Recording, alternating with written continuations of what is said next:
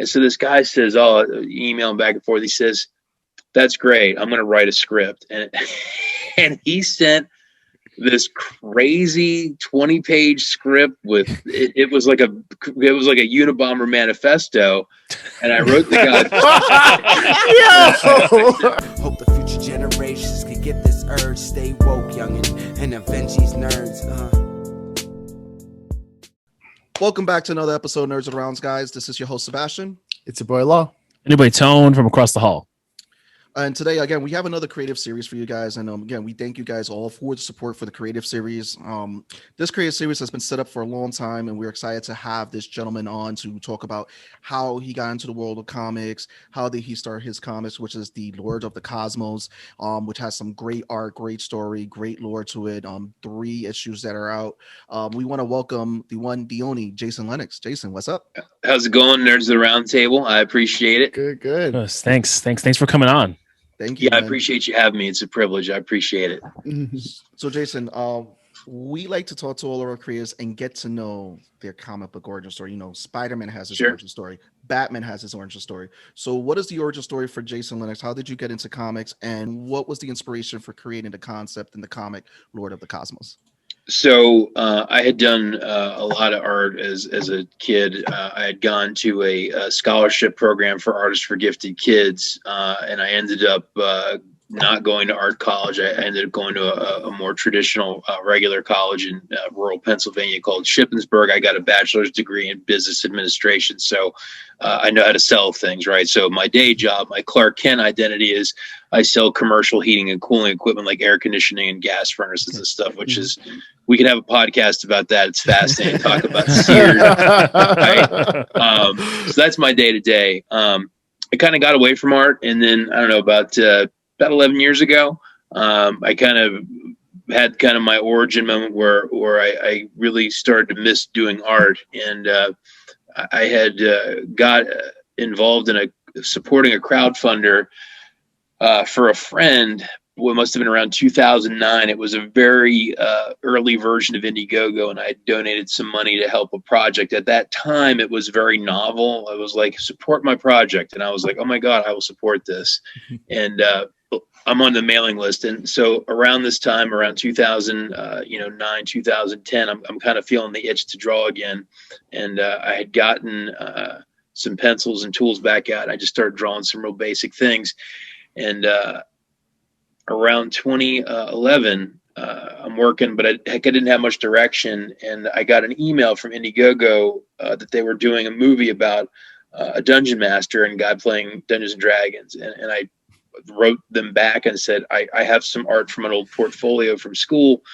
Could I do a project for you? And I remember my wife was like, what, are you going to do that? And I said, I really want to do it. And they wrote me back, and I ended up doing a piece of production art for their movie, and they used it in their marketing and crowdfunding efforts. And it was fun. And I got a movie credit, and that gave me this kind of taste of the action that I used to have when I was younger of doing work, when I was a teenager in my 20s.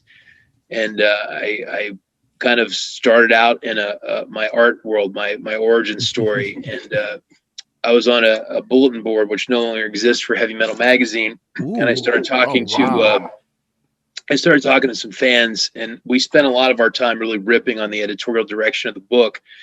And Heavy Metal decided to shut the whole bulletin board down.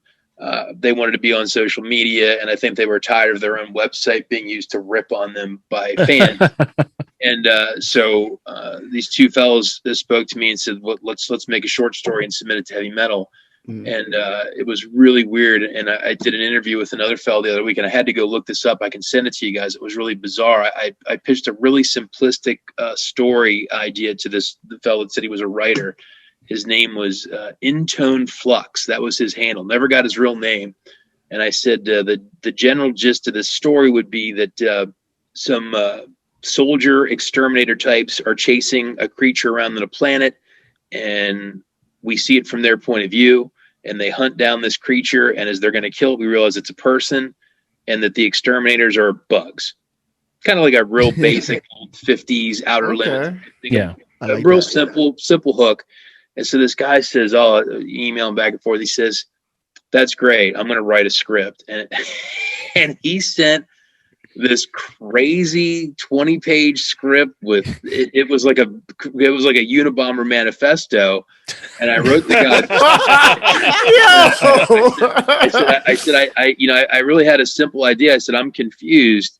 I said, I'm going to reread it, but I don't really like this. And for the record, I'll send you guys a copy of this because I found it for. I gotta read it now. I had to re-find it and read it because I brought it up during a similar interview like this.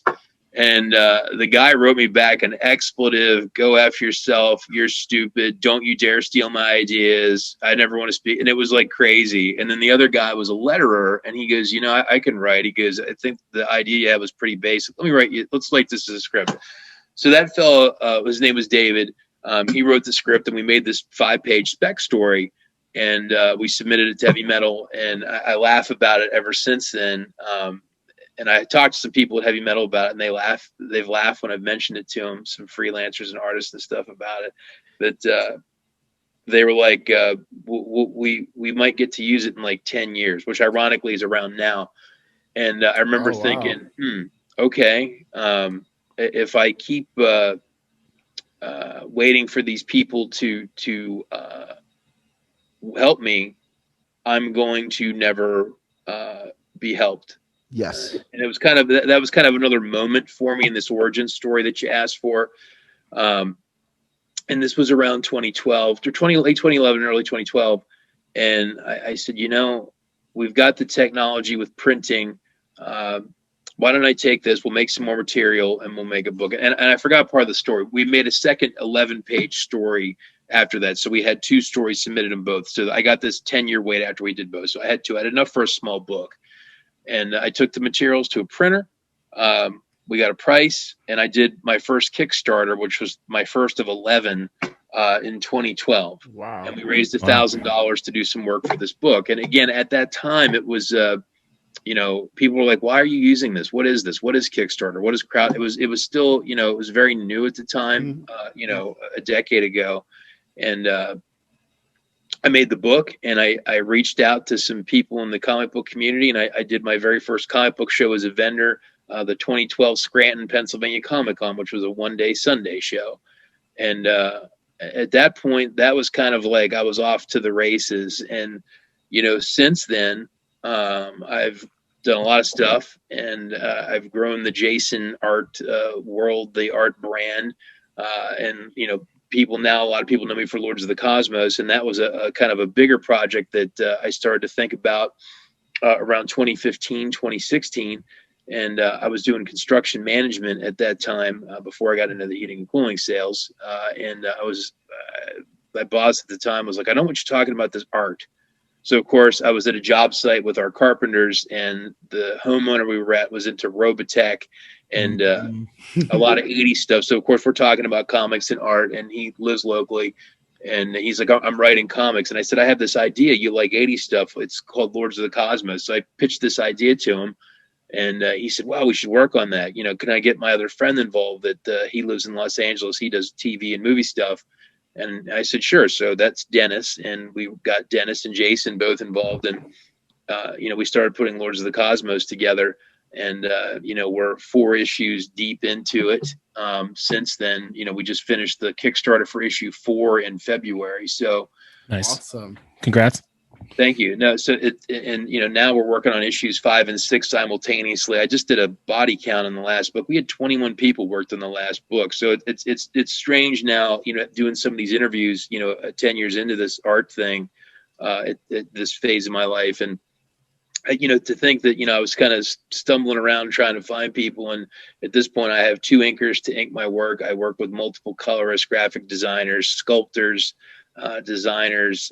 I'm doing writing, editorial work. At this point for Lords, all hands on deck. Oh man. It is. Yeah. Like at this point, we're working on issues 5 and 6 simultaneously. I'm working on the main story every weekend, doing new pages, and we have 6 stories that are either done or in various stages of writing, art, or editing for the other stories in the books with multiple creative teams, to the point I have to keep a little chart to keep back. So, it's definitely grown a lot. This is from issue 3. right here, and then just looking at this composition right here, and it's just look at your work right there. And I know that you had an inker do this, but your pencils and everything, you can see again, obviously the inker needs your composition in order to make this flesh this out. And it's just look how beautiful this work is. And this is why everybody needs to pick up Lord of the Cosmos, because look at this fantastic artwork here on just how it flows with the panels. And again, like I said, I fell in love with the art. I'm gonna show one more. Hold on. Even the art for your villains too. It's just so you get the gravity that a lot of these villains have. And I remember I was like reading through issue 1, and you're doing your list of all your villains. I'm like 7 pages in. I'm like, damn. How many bad guys does this guy have? So this is, and they're all unique in their own way, and I really enjoy the side stories that you have to kind of give them more personality, and especially the unicorn or the beheader guy, like those. Those are some it looks fantastic, bro. Again, I mean, So I'll give you a spoiler. We overkilled on the villains in the first issue, and I remember some people were like, "Why did you do that? It's just a bunch of pinups." And I'm like, I know it you got to wait till we get to the point we do the same thing for the heroes. Like the main story is kind of a gigantic exercise in bringing a whole world to life, where it's going to go from A to Z, and it's going to have villains, some conflict, and then heroes, and then it's all going to have a big Titanic ending.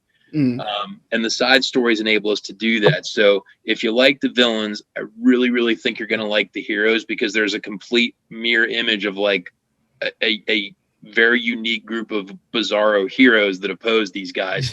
Where issue 4 starts to lead up to that, and issue 5 is where they are summoned from across the world by a gigantic triple lightning bolt from the magic sword that's in the hidden vault, and it guides again 17 of these. You said there was a lot of villains, there's a lot of heroes, and they all get summoned, right? They got to be summoned. This is so like you said, this is an 80s feel, like kind of a series, and it's so 80s. I love it. It's funny because someone was like, "Oh boy, this reminds me of He-Man. Is the guy gonna like raise the sword?" And I'm like, "Yeah, that's the second page in issue 5. We have I mean, because really what Lords was, and here's another part of the origin story. So I remember I was kind of looking for a bigger project, because when I was doing these short stories, we had done 3 anthology books called Ugly Studios Presents, which David and I said we'll call our comics the Ugly Studios, right? It was just our random name. We'd made up, and I was doing like a Western horror stuff. It was just very all over the place, it's just fun, but I was like, I really wanted to dial into my own characters and kind of have an ongoing story. And I remember I was at a comic book store in York, Pennsylvania that has since closed, and I did a signing. Just they had me with my books, and I got some books while I was there, because year-round comics you buy them, right? And DC had a new Masters of the Universe book on the shelf around that time, and it was maybe 2014, 2015, and I was excited, and I bought it, and I took it home, and I thought it was one of the worst comic books I'd ever read. And, I share your pain. And I just remember sitting there thinking, the art was bad, the writing was bad, and I really love those characters. I think the Masters of the Universe characters are just cool, and I remember thinking, I wish I could work on Masters of the Universe, but then you're just sitting there thinking, well, that'd be like saying I want to, play professional baseball or be a movie star. Like it's not going to happen. Like they're not going to say, "Hey, Jason, could you come work on Masters of the Universe?" And I'll say, "Sure, I'll be there Monday at 8. Can I draw Skeletor?" And they'll say, "Dude, sure, here's a check." But I remember it kind of bothered me. I kept thinking about it, and then I was like, well, what, really, all it is a genre, right? Like if you like Westerns, you could love Man with No Name and Clint Eastwood. That doesn't mean that's the only Western. There's a million Westerns, right? Like I love mafia and crime films. There's like an infinite amount of like gangster crime movies. And every time you think there's not another story to tell, there's another story to tell. Yes. And like, there's so many great crime shows, and then it's almost like it's like tasting fine wines, where it's like, how does this director show a murder versus that guy show a murder? And whether you're watching Godfather or Carlito's Way or something new like Gomorrah, which is on HBO Max, right? Like it's the same thing, but I appreciate all of them. So I started thinking about, well, why can't I make my own story? And I started having this thing glog around in my head, and that's when I ran into Jason Palmetier around that time and said, hey, could we do this? And so the whole point was to say we wanted to do our own 80s genre thing. So I'm actually curious about you getting all these folks together. So we know that Lords of the Cosmos, like the main story that we get a chapter each issue is your bread and butter. When you get all these other folks to come in, how is that played out? So is it more so you give them the freedom to create something, but you have a plan for where these other characters are going, kind of like a web of like, I kind of want these auxiliary characters to go. I have the A to B, or I have the point A to point B, but you can kind of figure out the journey and the style. So